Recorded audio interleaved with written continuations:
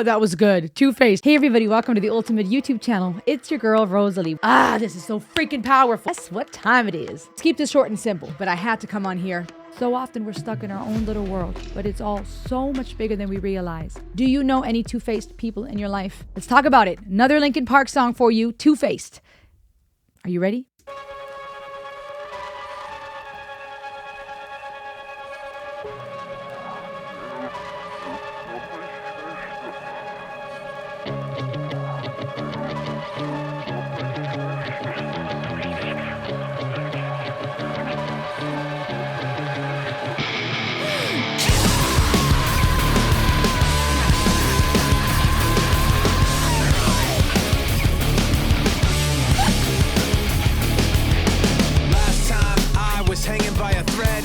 Say I'm not, but I'm in it over my head. That's when I figured out where it led. Beginning to realize that you put me over the edge. The truth's not rigid, your rules aren't fair. The dark's too vivid, the light's not there. I start to give in. That's so cool, that effect. To put it all behind, I run into it blind like two-faced, caught in the middle. Oh! Heck yeah!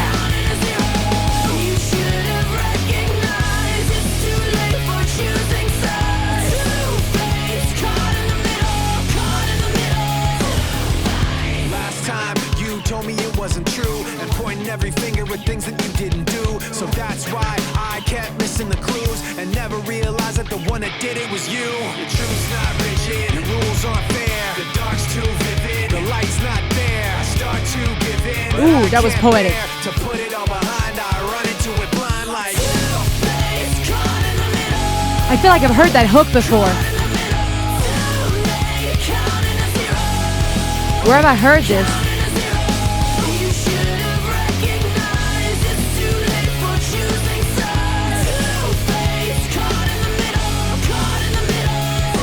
I love that two-faced effect. Ooh. I can't hear myself think. Yeah. I can't hear myself think. Ah! Stop yelling at me! I can't hear myself think. Heck yes!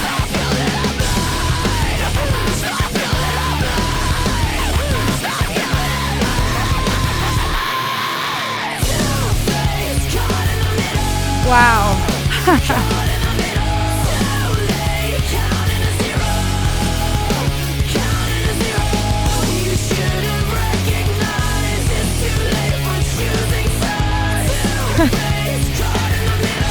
This is freaking awesome.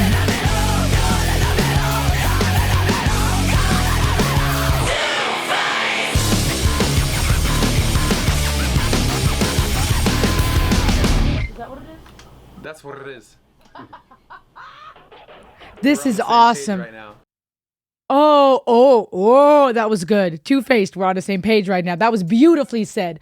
Yo, what's her name again? Emily. Isn't her name Emily? Linkin Park and Emily Armstrong. Is that right? She kills it. I am so glad that they did not stop. In light of all the tragedy and all the changes over the years, I am really glad that they kept creating music. And man, did they show up for this one.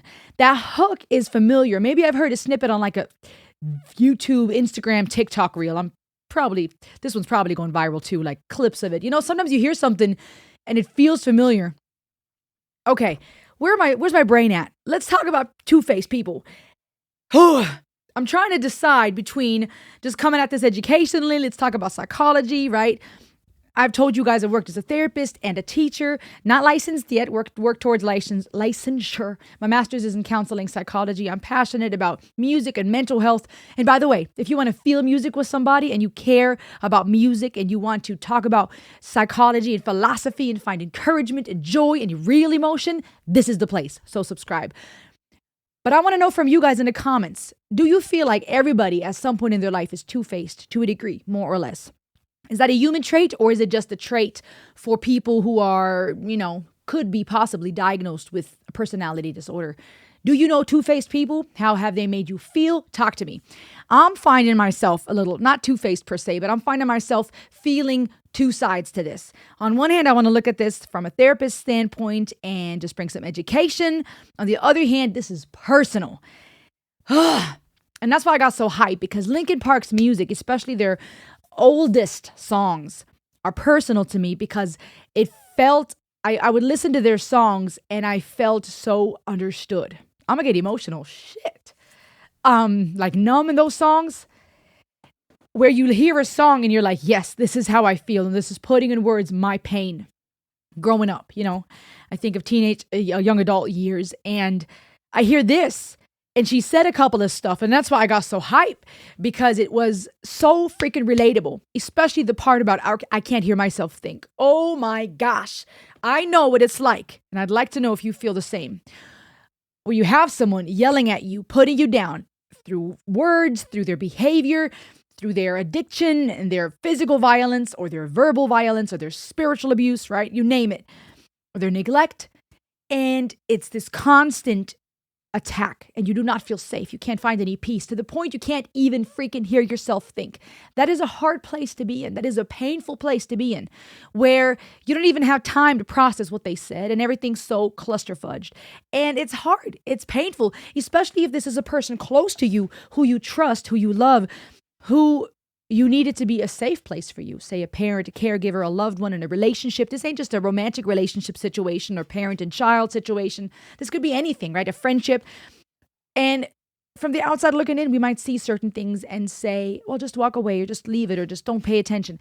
But those of you who've been through this know, when you're in it, when you love this person or you're someone's child or sibling or friend, or you just care about them, it is not as easy as just going, don't care what you have to say, I'm not going to listen. You guys know this. Even in a friendship, when someone attacks you or says something to you, we have this human desire to want to respond and defend ourselves or clarify or vindicate. And depending on your upbringing and what you've experienced, the range may vary as to how good you are with boundaries, how clear you can think and articulate, how prone you are to be codependent and enabling people who are behaving in a toxic way. Those of you who have been in a relationship with someone with a personality disorder of some sort, they know what that's like, where you're constantly feeling like you're caught in the middle. On one hand, I love you. On the other hand, you're hurting me. On one hand, some of the things you say make sense. On the other hand, there's a whole lot of lies in your truth. On one hand, I feel this way, but on the other hand, this. When you have someone who's two-faced, it's hard to know where you're at, right? Because you don't know what's going to happen next. And you can't trust that person. Because you don't know, is this the light or the dark side? Is this the truth or not? And everything becomes murky and blurry. And so to say it's two-faced, I'm caught in the middle, is such a poignant, poetic, and beautiful way of pointing out that dilemma of when you're in a relationship with someone who's two-faced. That could be someone who has narcissistic tendencies and makes it all about themselves and is manipulative. That could be with someone who is abusive, has an addiction, and tries to deny and lie and deflect and blame. Some of this psychological diagnosis aside, because those only go so far. We're not case numbers. We're not walking diagnoses. Those can be helpful so you can figure out a way to find medication and a remedy and the right type of therapy. But we're people. We're complex. And we're not just a disorder or a diagnosis. Sometimes that almost backfires when you're trying to really know a person and help them through relationship. So diagnosis aside, that's a human experience. Knowing people who feel two-faced to you, where you don't know where you're at with them. But like I said, I wonder, and this is where you come in, is that also something that's just human across the board, where we have two faces? You have that amongst children growing up, where they try to find their place socially in school and in the world, and they may present themselves one way at school and another at home. They may say one thing to mom and another thing to dad. Is that a human thing? Or is that just specific to certain relationships? Either way, it is hard to be in that place. But I love that they came about this. They came about this with so much joy and fun. So there was this two-facedness, even to the song alone, which was really poignant. To have a song that is hard and profound and deep lyrically, but at the same time is so joyful and fun. Nu metal is amazing.